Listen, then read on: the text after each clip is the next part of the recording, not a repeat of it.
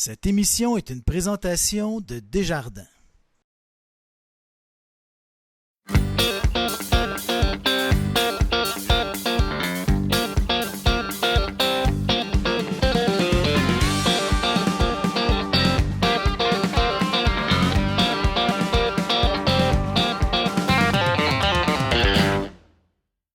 Bonjour, ici Stéphane Lévesque, bienvenue au bulletin de nouvelles de Télécart. On commence avec un extrait d'un point de presse que le premier ministre François Legault a tenu lors de sa visite dans le parc industriel de l'usine Ultium CAM. Donc, on regarde ça à l'instant.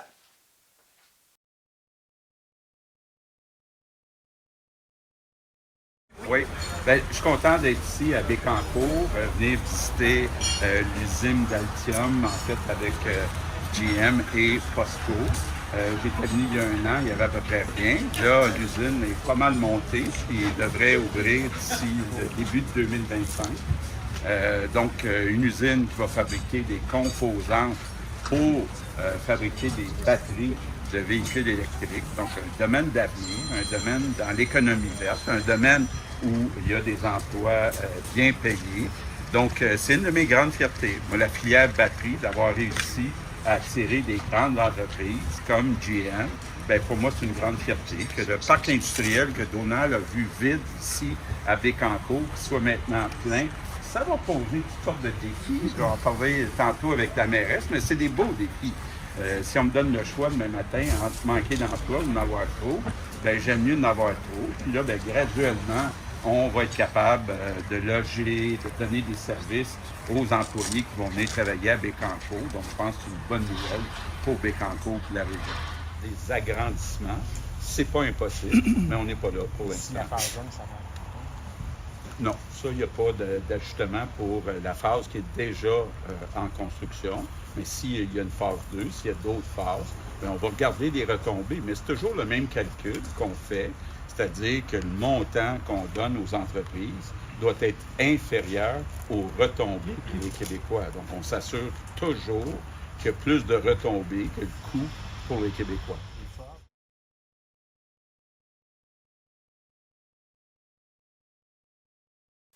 En lien avec cette visite du premier ministre et d'autres sujets, j'ai eu l'occasion d'interviewer notre député Donald Martel à nos studios. Je suis avec Donald Martel. On se parle, Donald, au lendemain. Là, on est le 14 mai. Là, ça passera peut-être pas le 14 mai à la télévision. Ça passera pas le 14 mai.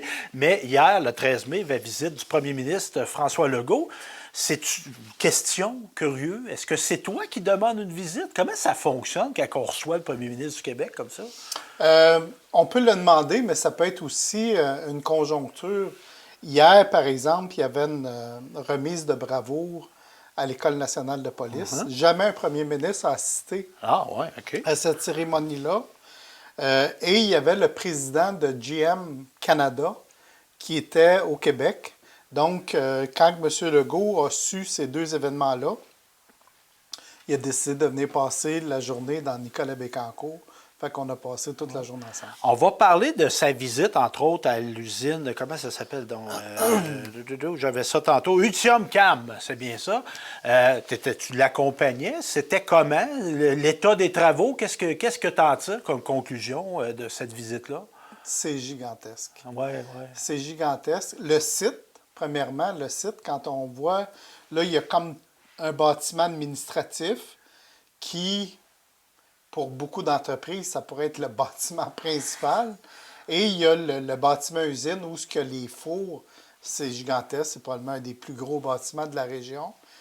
C'est sur 4 étages, mais un étage équivaut à je ne sais pas combien d'étages, là. C'est très, très gros. Il y a tout un système de fours là-dedans. Puis il nous expliquait que il disait, c'est comme une recette. Fait qu'il arrivait avec la livre de farine, puis à la fin, c'était par exemple, en poudre toujours, la préparation de sauce poivre noir. Fait qu'il disait, on part avec la farine, on ajoute je ne sais pas trop quoi, puis à la fin, c'est ça que ça donne. Fait que c'est vraiment intéressant. Puis on voit une espèce de gros rack. Le produit fini, c'est de la poudre, c'est dans des sacs tout compressés. Là. Il n'y a plus d'air là-dedans. Ça pèse à peu près 6-7 tonnes, le sac, puis ils entreposent ça sur le mur Puis ensuite de ça, ça s'en va chez des En fabricants. décembre, j'étais en Floride, j'ai été visiter la NASA. Moi, les bâtiments sont même plus gros que ça à NASA, mais ça me faisait penser à ça, la grandeur. Puis évidemment, tu l'as travaillé, le parc industriel. Bon, il existait avant ton arrivée, mais toi, tu voyais un potentiel de voir du monde travailler là, dans ces nouvelles usines-là. Je ne veux pas faire le têteux, mais tu devais être fier un peu. Ouais, je suis très fier Ouais. du déploiement. Puis, tu sais, M. Legault, on s'est écrit pendant les fêtes, puis il me disait très personnellement, là, en voulant dire, tu sais, on va avoir réalisé ça, la filière batterie.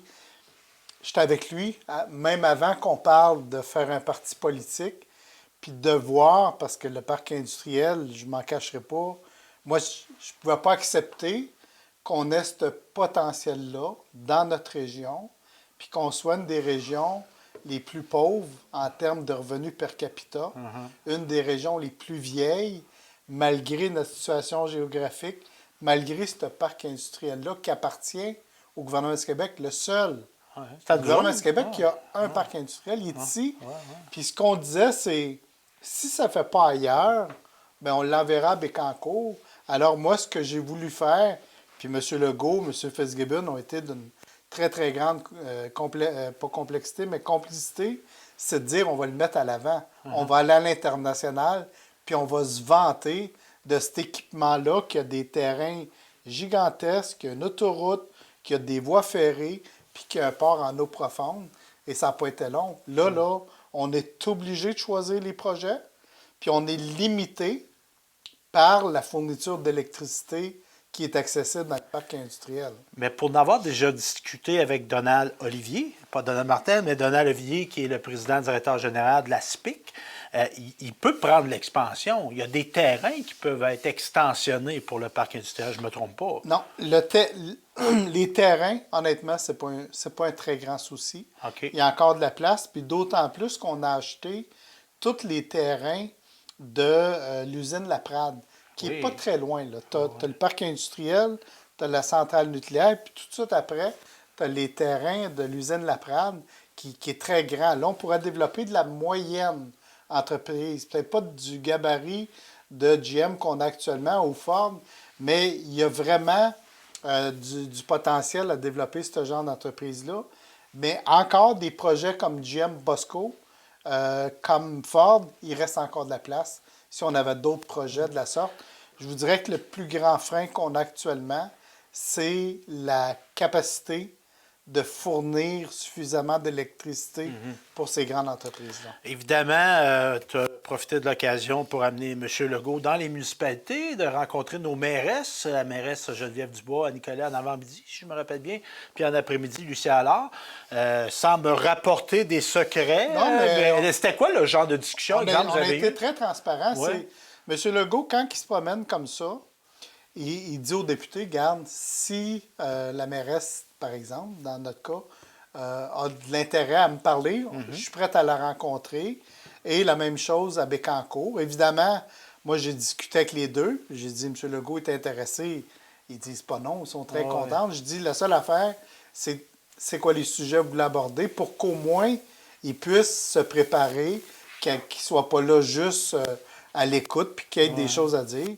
Donc, à Nicolas, on a parlé évidemment de tout l'aspect des éoliens, tout l'aspect des gens qui...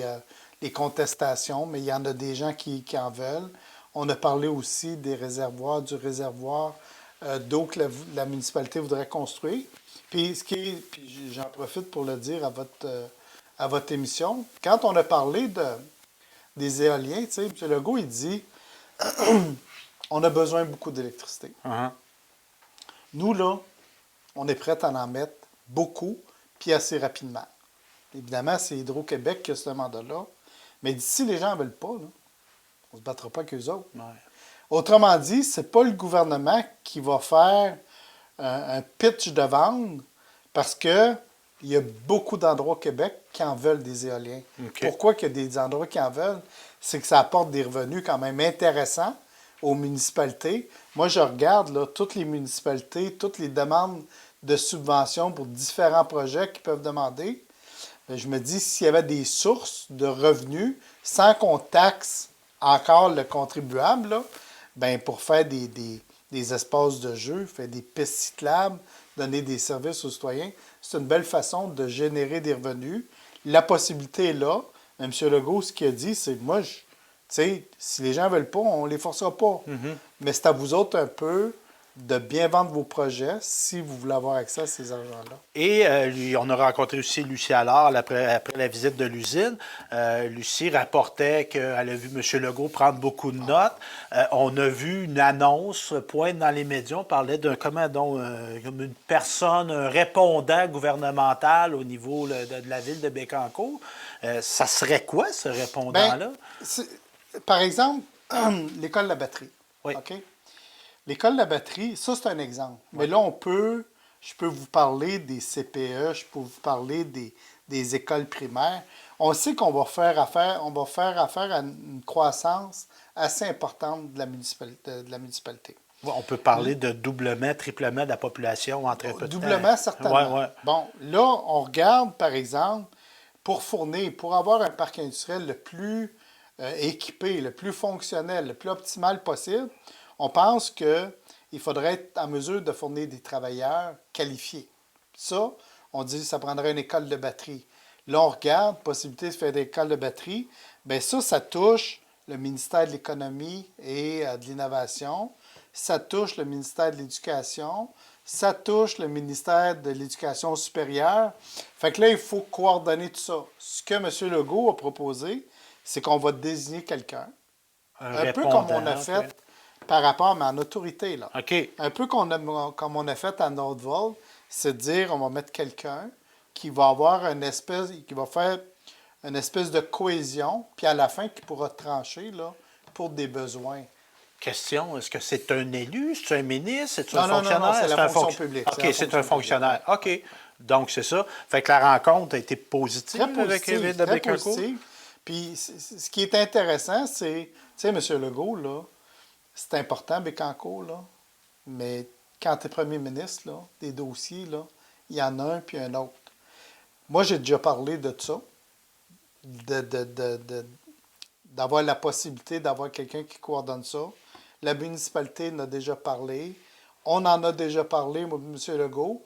Puis là, on a cette rencontre-là, puis on dit, finalement, c'est peut-être ça la solution. On va y aller comme ça.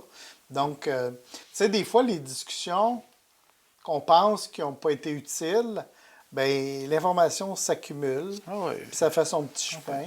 Puis à un moment donné, bien, vous avez raison, c'est ça qu'il faudra faire. Bien, merci, Donald Martel, de nous avoir, dans le fond, résumé cette journée-là du 13 mai. Merci, Donald.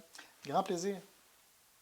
Ce 14 mai se tenait une conférence de presse de la ville de Nicolet concernant un plan de verdissement.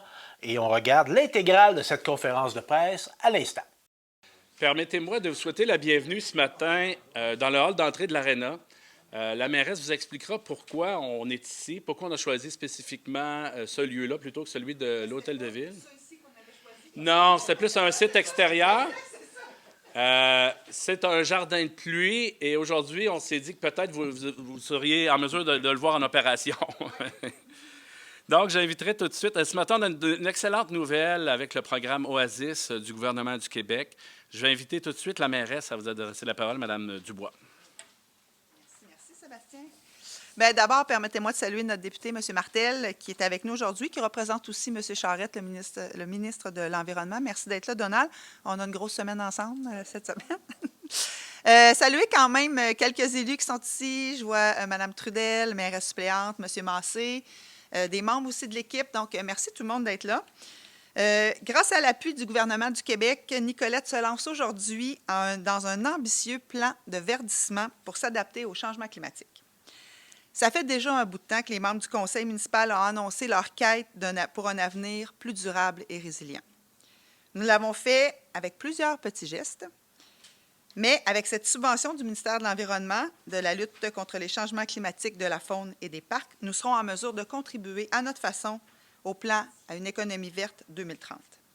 Ce matin, Sébastien le disait, nous sommes à proximité des jardins de pluie aménagés autour de l'Aréna Pierre Provencher, puis ce n'est pas un hasard, c'est un lieu significatif de verdissement pour nous autres. 100 099 seront octroyés à la Ville de Nicolette par Québec, et je tiens à remercier bien sûr notre député Donald Martel, qui se fait le représentant ce matin de son collègue ministre de l'Environnement. S'adapter au changement climatique fait désormais partie des grands enjeux auxquels nous devons faire face comme municipalité. Ce plan de verdissement représente un engagement fort de la Ville de Nicolette envers la protection de l'environnement, la promotion de la résilience locale et la création d'un avenir durable pour les générations futures. Cela s'ajoute aux actions déjà mises en place et nous permet d'avoir davantage les moyens de nos ambitions en saisissant, entre autres, toutes les opportunités, mais l'opportunité que nous offrent les travaux du centre-ville actuellement pour verdir davantage. Certains pourraient dire que nous faisons beaucoup d'annonces pour la transition écologique, mais moi, je vous dirais que nous n'en faisons certainement pas trop. Avec les vagues de chaleur, les pluies torrentielles qui sont de plus en plus fréquentes, nous avons, comme municipalité, le devoir de s'inscrire dans cette lutte parce qu'au final, ce sont les citoyens et citoyennes qui subissent les aléas climatiques. Comme je le mentionnais en introduction, nous avons posé des gestes pour ralentir l'eau de pluie, diminuer les îlots de chaleur, et ce coup de pouce va nous permettre d'aller encore plus loin dans nos actions. Grâce à un meilleur verdissement, nous pourrons poursuivre nos efforts contre les gaz à effet de serre. En terminant, je vous dirais qu'un sincère merci va également à notre équipe du Bureau de la transition écologique et de l'innovation sociale, qui est complète ici aujourd'hui, qui chapeaute ce dossier à la Ville avec la collaboration, bien sûr, de plusieurs services de la Ville. Je sens un engagement de tous les instants à nos côtés pour repenser notre territoire. Merci. Nous avons tous un rôle à jouer pour améliorer la résilience des écosystèmes et pour créer des environnements plus sains pour notre communauté, parce que dans quelques années, c'est ce qui fera la richesse de notre territoire. Merci beaucoup. Merci beaucoup, Mme la mairesse. Tout à l'heure, M. Martel nous disait « Oui, mais là, ça commence quand? Ça va être quels travaux? La Ville va met combien d'argent, etc. » Stéphanie va nous expliquer que c'est phasé, le programme Oasis, et qu'on en est à la phase du plan. Donc, on va comme concocter la recette nicolétaine avec cette subvention-là pour, après ça, aller à une phase subséquente du programme pour aussi voir d'autres projets de verdissement à être créés sur le territoire de Nicolette. Alors, je vais l'inviter tout de suite, Stéphanie Dufresne. Elle est coordonnatrice du Bureau de la transition écologique et de la innovation sociale. Oui, voilà. Donc, je vais me tasser un petit peu. Voilà, ça marche. Donc, on l'a dit, comme toutes les villes du Québec, Nicolette va devoir faire face dans les prochaines années au changement climatique, aux répercussions des chaleurs intenses et des pluies diluviennes. Donc, entre autres, ça va occasionner des impacts sur le cadre bâti, les populations, les milieux naturels, les activités socio-économiques du territoire. Donc, le projet qui est annoncé aujourd'hui vise donc à renforcer par des actions de verdissement la résilience du territoire de Nicolette devant les effets des changements climatiques. Quand on parle de verdissement ici, dans le cadre de ce programme-là, on parle d'infrastructures végétalisées de verdissement. Donc, c'est pas du gazon, c'est vert, là, mais c'est pas de ça qu'on parle. C'est des infrastructures parfois techniques pour s'attaquer aux enjeux. Donc, parmi les solutions qui sont existantes, là, je vais vous donner des exemples pour adapter les municipalités à ces changements. L'utilisation d'infrastructures végétalisées s'avère efficace économique, tout en offrant de nombreux co-bénéfices, tels que le soutien à la biodiversité, la captation du carbone, la réduction des nuisances et l'amélioration du cadre de vie. Donc, l'objectif du projet, c'est d'identifier de manière précise sur le territoire les menaces associées aux grandes chaleurs et aux pluies abondantes afin d'élaborer des stratégies efficaces de mise en œuvre des projets d'infrastructures végétalisées. Donc, en gros, le plan structurant de verdissement va se réaliser en 4 étapes.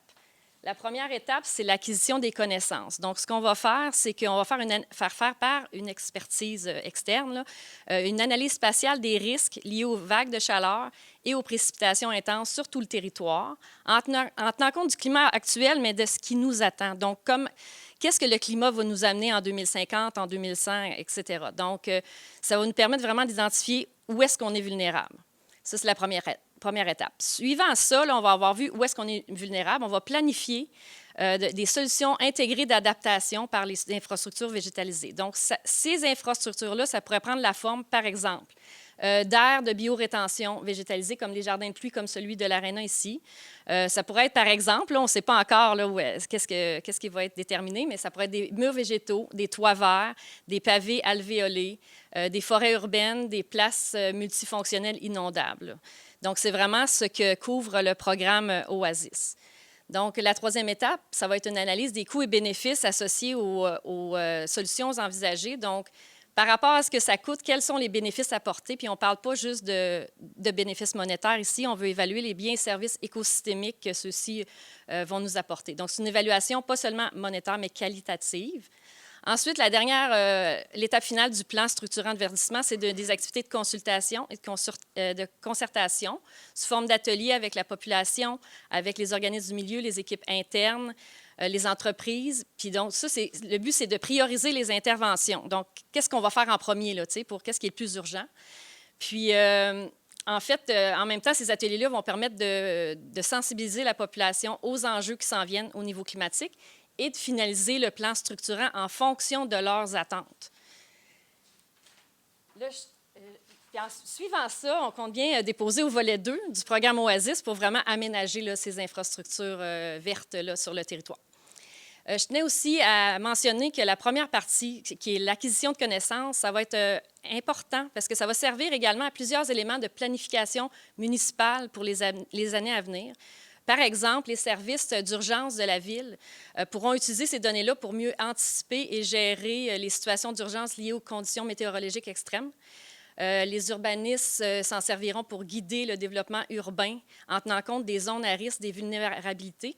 Enfin, le Bureau de la transition écologique et de l'innovation sociale va se servir de ces informations-là pour identifier et préserver les zones naturelles qui peuvent contribuer là, à l'adaptation climatique. Donc voilà, pour finir, ce projet-là, c'est un bon exemple de l'utilisation des solutions basées sur la nature pour répondre aux enjeux et aux problèmes urbains. Donc, il démontre la volonté de la Ville à placer ce type de solution de l'avant là, dans la lutte et l'adaptation au changement climatique. Merci. Merci beaucoup, Stéphanie. Je vais maintenant vous inviter à prendre la parole parce que Oasis, c'est le gouvernement du Québec. On l'a mentionné à plusieurs reprises. Donc, c'est un partenaire important de cette lutte au changement climatique-là. Alors, notre député, M. Donald Martel.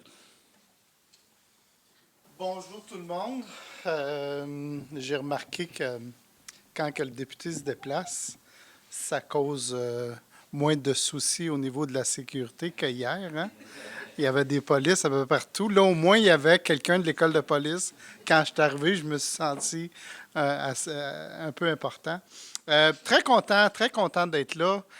C'est rare que je vais faire ça, mais je vais vous faire un commentaire politique. Vous savez, j'étais là quand on a créé la Coalition Avenir Québec. On avait 4 priorités.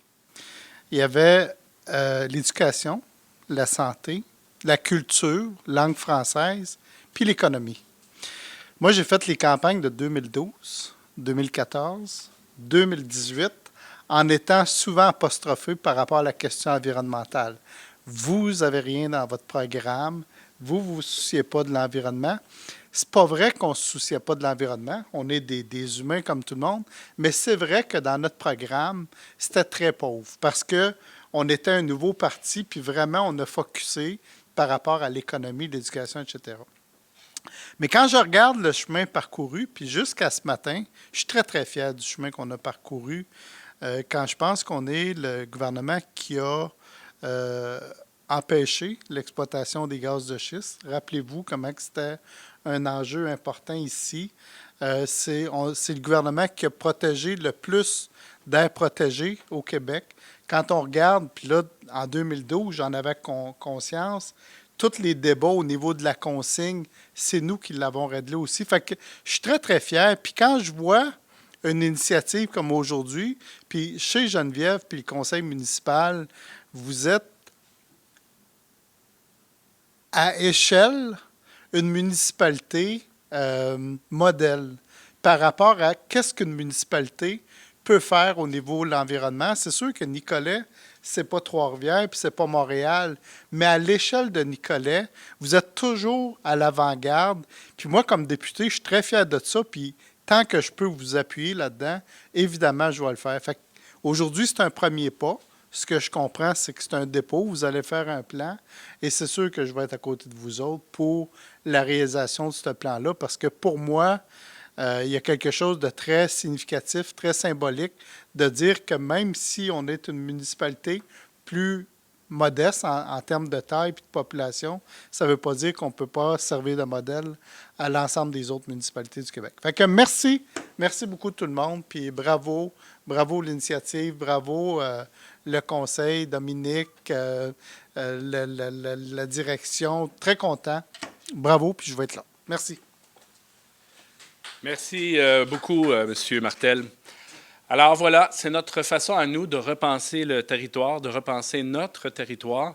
Et soyez assurés qu'il y en aura d'autres. Hein, elles annoncent, même si j'ai vu que la mairesse avait mentionné qu'il y en a peut-être qui trouvent qu'on en fait beaucoup. Nous, on trouve toujours qu'on n'en fait pas trop et qu'on n'en fait jamais assez. Donc, et c'est dans cette optique-là que le conseil municipal aborde les sujets aussi là-dessus. Alors, nos intervenants de ce matin seront disponibles pour des entrevues individuelles que je vous invite à faire, si le cœur vous en dit, à l'extérieur parce qu'il n'y a pas de pluie, mais devant les jardins. Évidemment, peut-être en expliquant que les jardins ne sont pas liés à Oasis comme tel, mais sont un exemple de choses qu'on pourrait mettre dans notre prochain plan d'action, tout simplement au niveau de la ville de Nicolet. Alors, merci beaucoup de votre présence ce matin et bonne fin de journée à tous. J'espère que vous avez apprécié ce bulletin de nouvelles et comme dirait l'autre, à la prochaine fois.